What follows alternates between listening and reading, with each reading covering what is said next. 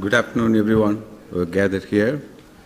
And it's a real privilege for me to introduce Dr. Vijay Viswanathan, who is going to speak on the diabetic foot, one of the very interesting topic.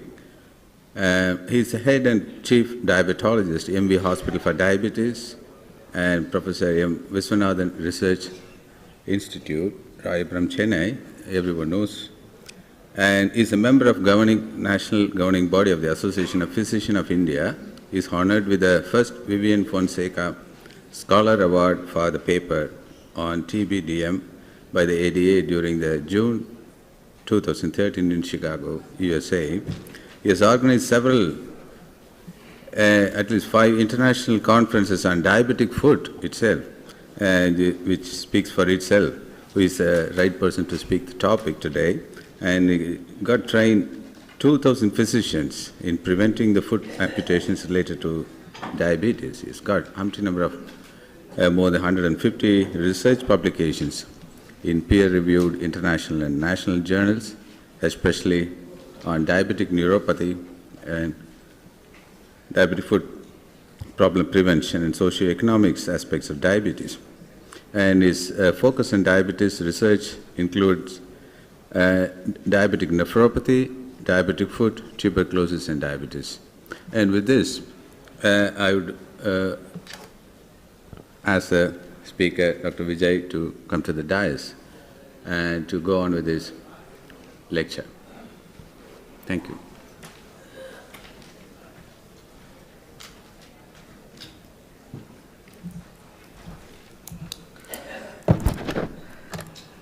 Chairpersons, thank you for this introduction. I'd like to thank Dr. Krishna Sheshadri for this invitation. My talk will be for about 10 or maximum 12 minutes, and what I intend covering in the next 10 to 12 minutes is an Indian perspective on what we as physicians, endocrinologists can do to prevent our patients from losing their legs.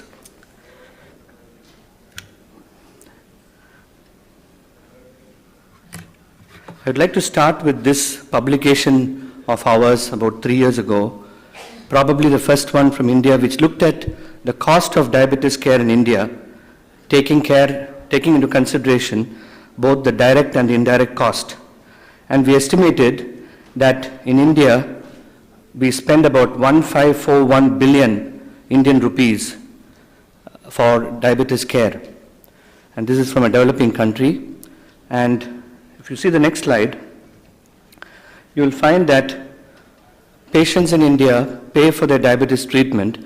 If you're a little richer patient in India, diabetic patient, you will end up using your personal savings, which you would have probably kept, which a person would have probably kept for his daughter's marriage or son's education. And if you're a poorer man in India, you end up paying by selling off your property and wife's jewels and so on. So this is how 90% of India is paying for its diabetes care in India, which is quite pathetic. And we analyzed that of all in another publication, we showed that of all the diabetic complications, it was a diabetic foot, which was the most expensive. It was not cardiovascular disease, it was not nephropathy, it was not anything retinopathy. But we found that diabetic foot, because of neuropathy, because of the repeated ulceration, was the most expensive complication. So I think it makes sense in the next 10 minutes to look at what we as physicians and endocrinologists could do to prevent amputations. Now the problem is many of our patients not only lose their leg, but they lose their job because they happen to be a bus conductor or a bus driver, and no state government will give you a job after your leg is cut off as a bus driver. So many of them are pushed below the poverty line once they lose their leg. Now, this was probably the first study in India which looked at what are the risk factors for diabetic foot across 3 ethnic groups. One Caucasian, where my colleague from Germany, Morbach, and another colleague from Africa, Abbas, and we in Chennai, we looked at what were the risk factors for diabetic foot infection among 368 patients, among 613 patients who came to Germany, Africa, or India, Chennai. And what we found was,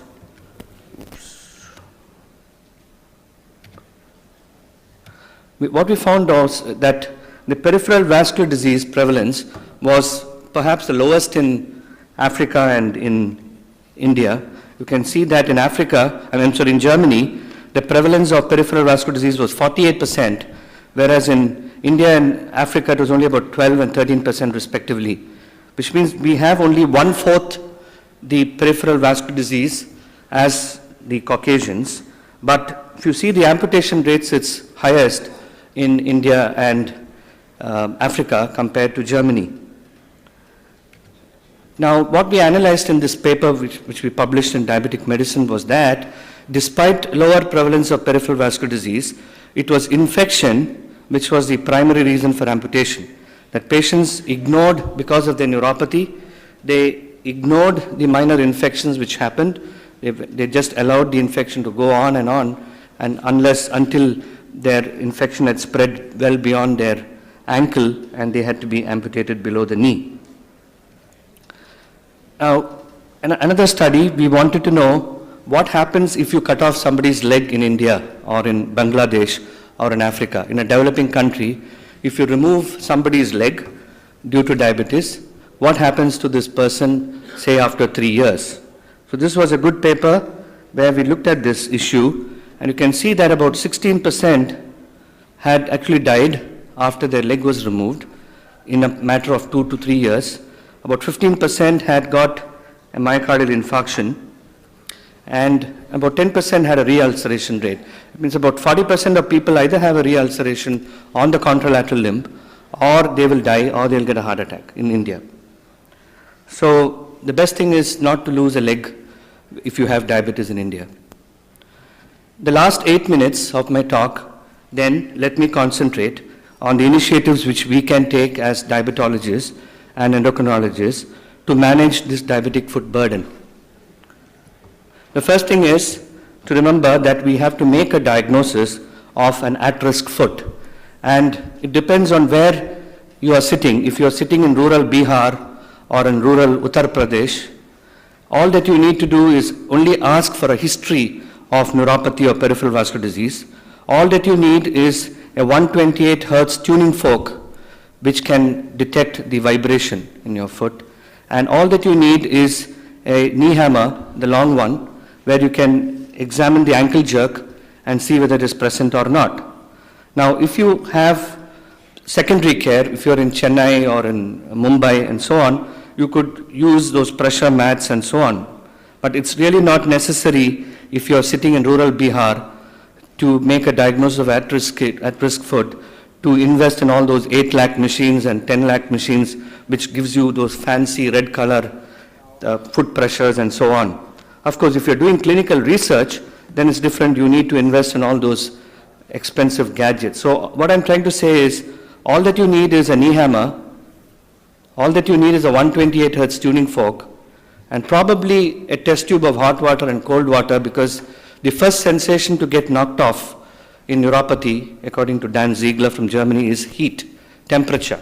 Therefore, if you can get a test tube of hot water and cold water, all that you need is this one, the knee hammer and the tendon hammer and the 128 Hertz tuning fork. Now, the monofilament is good, but I don't approve the monofilaments which are made in India, simply because they are not testing the A alpha fibers, because they're so sharp, they poke the C fibers. Therefore, you're actually testing the small fibers and not the large fibers. If you want the original monofilaments, you have to get it from the UK, from Owen, Mumford or Bailey Instruments. The ones which are available in India are almost useless. So I would not vouch for monofilament testing in India. Now, in the last 7 minutes, let me talk to you about this importance of a multidisciplinary foot clinic. Mike Edmonds had shown in 1986 that by introducing a multidisciplinary specialized foot clinic, you can actually reduce amputation rates. Now, we had shown in diabetes care about 9 years ago that just by educating the patients who have a high-risk foot, neuropathy or peripheral vascular disease and so on, And if our patients follow what we tell them to do, only about 5 and 3% over a period of 3 years developed re-ulceration or surgical procedures. Whereas those patients who did not follow the advice which we gave them, because maybe we did not reinforce the education technique or whatever, the fault might be ours, the fault might be the patients for not following our advice.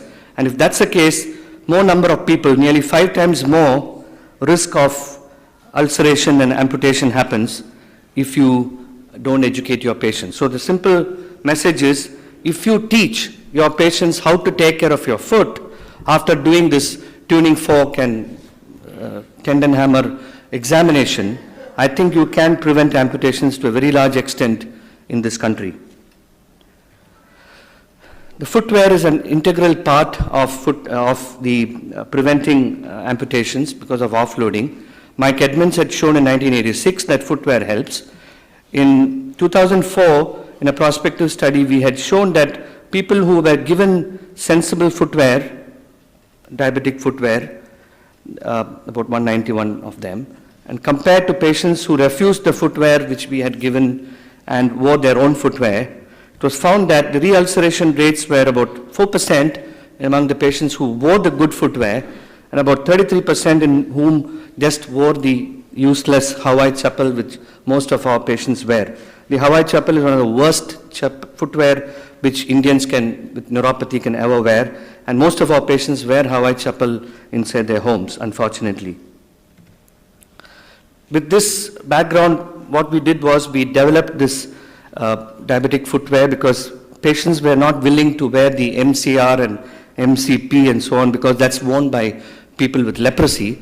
Therefore, we developed this collaboration with CLRI where we took cobblers from the streets, actually picked up cobblers from the streets, made them come inside and sit and make footwear made of several new materials, which you can see we have used the EVA sole, we have used a polyurethane foam as the sole, the EVA as an insole, and so on. And it all depends on which risk category you have. If you just have neuropathy, loss of sensation, all that you need to do is a footwear like this, which has got a counter at the back, a good upper, and a rigid rocker sole. Whereas if you have a deformed feet, a Charcot foot, and so on, you need to actually put a plaster of Paris cast, take a mold, and make the footwear from that.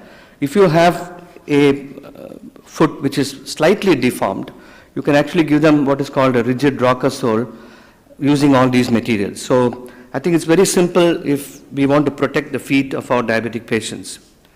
In the last 5 minutes, I would like to touch upon certain technologies which are available in India, which is expensive, but I feel, as I'll show you in the next 5 minutes, it's worth investing in these technologies or patients putting their money for these little expensive technologies simply because you can get your patient back to work, say in 1 month's time. Otherwise, he is going to be at home visiting the hospital for 3 months, and no employer will pay an employee a salary if he doesn't come for work. The first one is the growth factor. If you have a clean neuropathic ulcer with no element of ischemia or infection, if you have a clean neuropathic ulcer which has not healed in 4 weeks' time, in spite of you giving antibiotics, proper offloading, and so on, you are fully justified in using this 1,000 rupees Plurmin or the Plurmin or the platelet-derived growth factor which is available in India.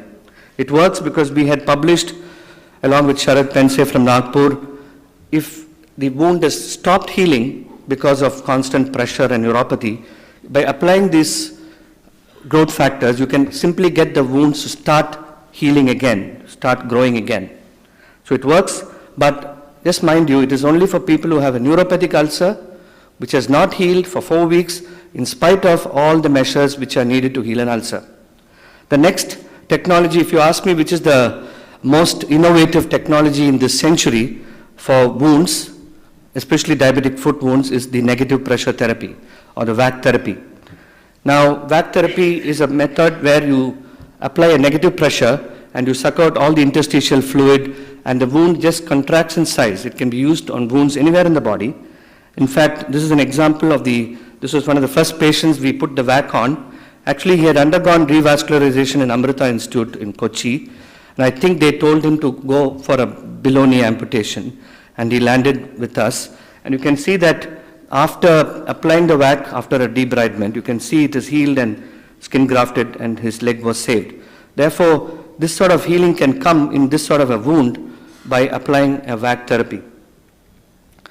The next thing is the wound dressings. This is what normally is done in India, the saline gauze. You can see that it's very messy, and when you try to remove the saline gauze, you are actually plucking all the granulation tissue or epithelial tissue. Whereas if you use these modern dressings, like what you see here, the hydrocolloid dressing and the HydroHeal AM, which is a hydrogel, and so on, which is available from 3 companies like Coloplast, Smith & Nephew, Dr. Reddy's has some products. If you use them, you can see that this is one of my PhD students who worked on this project. You can see that actually the cost, the direct cost is actually less. If you use saline, you spend more money, whereas by using hydrocolloid, you use less money. And you can see even the indirect cost is less because you don't have to change the dressing once in a day. You just need to change your dressing once in, you need to change your dressing only once in 3 days. So the patient doesn't have to travel to the hospital to see the nurse, to pay the nurse, pay the doctor, pay the surgeon, and so on. If actually the cost comes down and it's not messy, it heals faster. And the next good technology which is available in India is to inject bone marrow aspirate concentrate by drawing blood from the iliac crest and putting it in a centrifuge and taking the bone marrow aspirate concentrate and injecting it along the anterior tibial and posterior tibial arteries. And this is, again, to be done only in people who cannot be revascularized either by an endovascular surgery or by a bypass surgery, femoral popliteal or femoral tibial bypass surgery. I'll finish in 1 minute. And the last good technology which is available in India is the hyperbaric oxygen. Again, for people who have been revascularized earlier, who have a partial pressure of oxygen, TCPO2 of more than 30, you can see that by applying hyperbaric oxygen, this is one of our patients, you can see the chronic inflammation before hyperbaric oxygen. And after hyperbaric, you can see the very good granulation picking up. So this is also an expensive technology, but I think it's useful for people to prevent an amputation. Therefore, to conclude, I think the message is we cannot afford to amputate the legs of our patients with diabetes in India. Point number 1. Point number 2, we don't need expensive gadgets to examine the feet and protect the feet and prevent an amputation. All that you need is a tuning fork and a knee hammer and a test tube of hot water. Third thing is, which is needed, is educate the patient to take care of the feet. You can see that many of our patients walk barefoot, they have heel fissures. Just ask them to use a pumice stone and teach them how to take care of the feet. And this will go a long way in preventing the amputations and the disaster to the legs of our diabetic patients. Thank you for your attention.